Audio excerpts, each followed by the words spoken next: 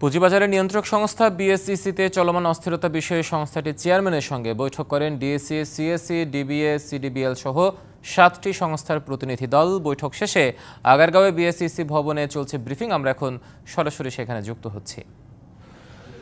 যে কোনো ব্যক্তি বা প্রতিষ্ঠান যদি কমিশনের কোনো সিদ্ধান্তে বিক্ষুব্ধ হয়, আইন ও নিয়ম মেনে তাদের কমিশনের কাছে বা সরকারের কাছে আবেদন করার বিধান রয়েছে। মাঠের অলরাউন্ডার আমি, আর ঘরের allrounder Taylox. Taylox toilet cleaner, clean মানেই টাইলক্স।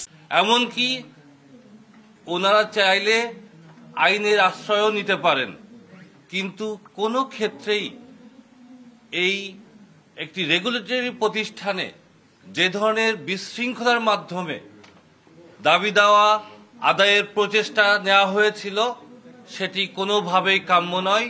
আমরা এটি নিন্দা জানাচ্ছি। সাথে সাথে আমাদের সম্মানিত বিনিয়োগকারীদের এই পুঁজিবাজারের প্রতি আস্থা পুনরুদ্ধারের জন্য আমরা মনে করি বিগত বছরগুলোতে যে অনিয়ম হয়েছে, দুর্নীতি হয়েছে, তার বিশদ তদন্ত এবং সংশ্লিষ্ট ব্যক্তিদের বিচারের আওতায় নিয়ে আসা অত্যন্ত গুরুত্বপূর্ণ।